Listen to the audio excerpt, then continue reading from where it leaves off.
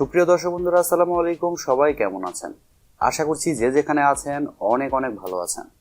দর্শক বন্ধুরা, আপনাদের মধ্যে অনেকে ভিডিওতে কমেন্ট করছিলেন স্যামসাং গ্যালাক্সি M53 এই ফোনটি বাংলাদেশের মার্কেটে কবে আসবে এবং প্রাইস কেমন হবে। আর এর কারণে আজকের ভিডিওতে আমরা কথা বলবো স্যামসাং গ্যালাক্সি M53 5G এই ফোনটি নিয়ে। ফোনটি খুবই তাড়াতাড়ি বাংলাদেশের মার্কেটে অফিসিয়ালি লঞ্চ হবে, এই বিষয়টি কনফার্ম। তবে ইন্ডিয়ান মার্কেটে এই ফোনটি কিন্তু 1 মাস আগে রিলিজ করা হয়েছিল। ফোনটির হাইলাইটেড বিষয় হচ্ছে এই ফোনে থাকছে MediaTek Dimensity 900 5G চিপসেট এবং এছাড়াও থাকছে 108 মেগাপিক্সেলের ক্যামেরা এবং এছাড়াও এই ফোনটির ডিসপ্লেতে থাকছে 120 হার্টজের রিফ্রেশ রেট।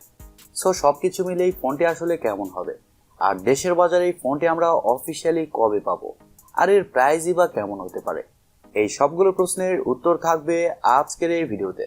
আশা করি সম্পূর্ণ ভিডিও জুড়ে আমাদের সাথেই থাকবেন। আর আপনারা দেখছেন টিভি টেকটিউব এবং সবসময়ের মতো সাথে আছে আমি প্রান্ত।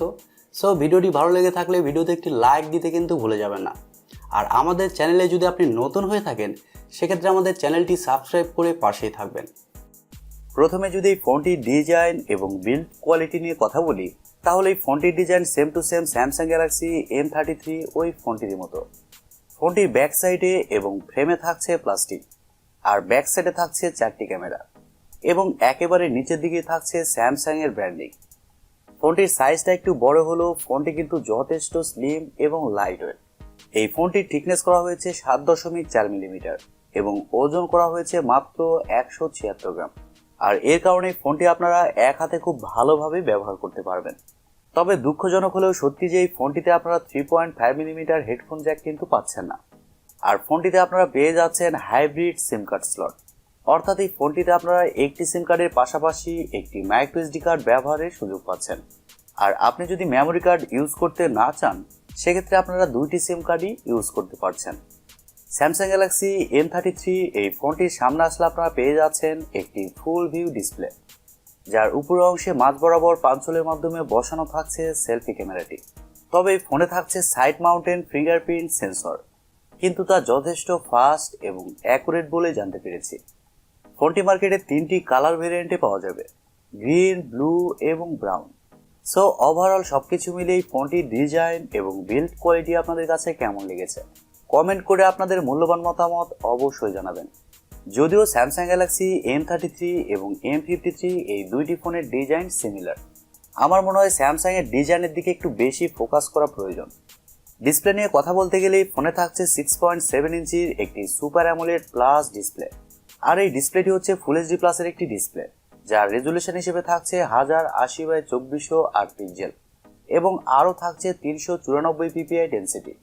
ডিসপ্লের ভালো ব্যাপার হচ্ছে এই ডিসপ্লেতে থাকছে 120 হার্টজের রিফ্রেশ রেট, যার কারণে ডিসপ্লে টাচ রেসপন্স কিন্তু যথেষ্ট ভালো হবে।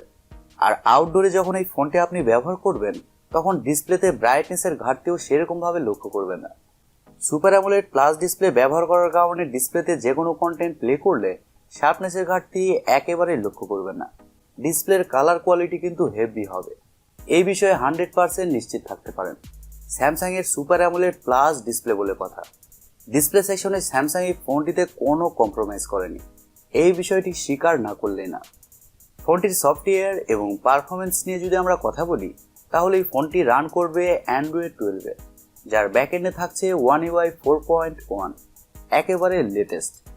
আর আমি প্রথমেই বলেছি এই ফোনের চিপসেট হিসেবে থাকছে MediaTek Dimensity 900, যা একটি 5G চিপসেট। আর এই চিপসেটটি মূলত 6 ন্যানোমিটার আর্কিটেকচারে তৈরি করা একটি Octa-core প্রসেসর এবং জিপিইউ হিসেবে থাকছে Mali G68 MC4। Dimensity 900 এই চিপসেটটা কিন্তু যথেষ্ট পাওয়ারফুল। আর এই চিপসেটের ভালো দিক হচ্ছে যেই ফোনটিতে এই চিপসেটটি ব্যবহার করা হবে সেই ফোনটি আপনি লং টাইম ব্যবহার করলে ফোনটি খুব বেশি গরম হয় না। MediaTek Dimensity 900 এই চিপসেটটি থাকার কারণে যে কোনো হাই লেভেলের গেমস মিডিয়াম টু হাই সেটিংসে আপনারা ইজিলি খেলতে পারবেন। গেমস খেলার সময় কোনো ধরনের ল্যাগ বা ফ্রেম ড্রপ লক্ষ্য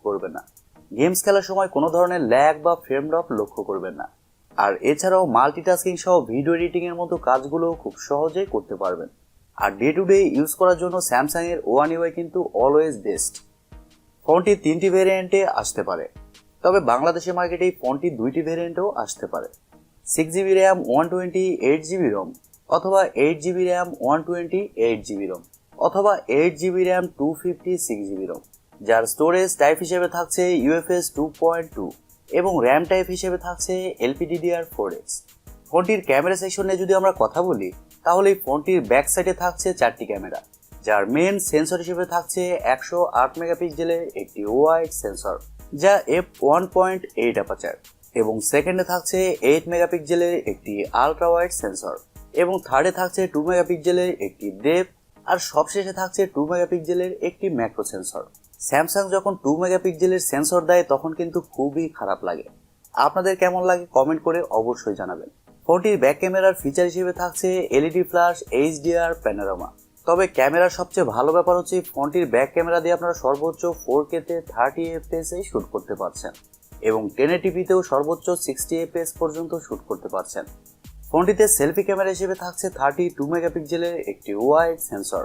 আর সবচেয়ে মজার ব্যাপার হচ্ছে সেলফি ক্যামেরা দিয়েও আপনারা 4K তে 30 FPS এ শুট করতে পারছেন। এই বিষয়টি আমার কাছে পার্সোনালি খুবই ভালো লেগেছে, কারণ 30 থেকে 40,000 টাকা বাজেট সেগমেন্টে সবগুলো ফোনে কিন্তু 4K অপশনটা থাকা প্রয়োজন, সেলফিতেও এবং রিয়ার ক্যামেরাতেও। আপনাদের কি মনে হয়? ফটো কোয়ালিটি নিয়ে কথা বলতে গেলে স্যামসাং এর এরকম বাজেটের ফোনগুলোর ফটো কোয়ালিটি কিন্তু যথেষ্ট ভালো হয়, আর শোনা যাচ্ছে এই ফোনটিরও ফটো কোয়ালিটি নাকি যথেষ্ট ভালো হবে। এবার আসলে আমাদের দেখার পালা, স্যামসাং এই ফোনটির ফটো কোয়ালিটি এবং ভিডিও কোয়ালিটি কতটা বেটার করতে পারে। ফোনটিতে এছাড়াও ওয়াইফাই, ব্লুটুথ, জিপিএস, এনএফসির মতো আরও অনেক ফিচার পেয়ে যাচ্ছেন, এবং ইউএসবিতে থাকছে USB Type-C 2.0। ফোনটির ব্যাটারি এবং চার্জার নিয়ে যদি আমরা কথা বলি, তাহলে এই ফোনে থাকছে 5000 mAh এর একটি ব্যাটারি, আর এই ফোন 25 ওয়াট পর্যন্ত চার্জার সাপোর্ট করবে। তবে স্যাডলি ফোনটির বক্সে কোনো চার্জার পাবেন না, চার্জার আলাদাভাবে কিনে নিতে হবে। স্যামসাং এর কাছ থেকে চার্জার নিলে স্যামসাং অবশ্য চার্জারের দাম একটু কম রাখবে। আর ফোনটির চিপসেট যেহেতু 6 ন্যানোমিটার আর্কিটেকচারে তৈরি করা, পাওয়ার এফিশিয়েন্ট, যার কারণে ফোনটিতে আপনারা একদিনের ব্যাটারি ব্যাকআপ খুব ভালোভাবে পেয়ে যাবেন। ব্যাটারি ব্যাকআপের দিকে ফোনটিতে কোনো ধরনের সমস্যা না হওয়ার এই কথা। এবার আসা যাক মেন টপিকে, ফোনটির প্রাইস এবং লঞ্চিং ডেট। দর্শক বন্ধুরা, প্রথমেই বলেছি ফোনটি বাংলাদেশের মার্কেটে খুবই তাড়াতাড়ি লঞ্চ হবে, আর গোপন সূত্র থেকে জানা গিয়েছে এই ফোনটি এই মাসেরই মাঝামাঝি দিকে অথবা শেষের দিকে বাংলাদেশের মার্কেটে অফিসিয়ালি লঞ্চ হবে। আর দেশের বাজারে এই ফোনটির আপার ভেরিয়েন্টের প্রাইস হতে পারে 34 থেকে 35,000 টাকা। তবে কিছুটা কম বেশি কিন্তু হতেই পারে, কারণ বাংলাদেশ মার্কেট বুঝতেই পারছেন, প্রাইস পয়েন্ট কখন কি হয়ে যায় কোম্পানি নিজেই তা জানে না। ধরে রাখুন 35,000 টাকা, আর যদি 6GB র্যাম ভেরিয়েন্টটা চলে আসে সেক্ষেত্রে 30 থেকে 31,000 টাকা।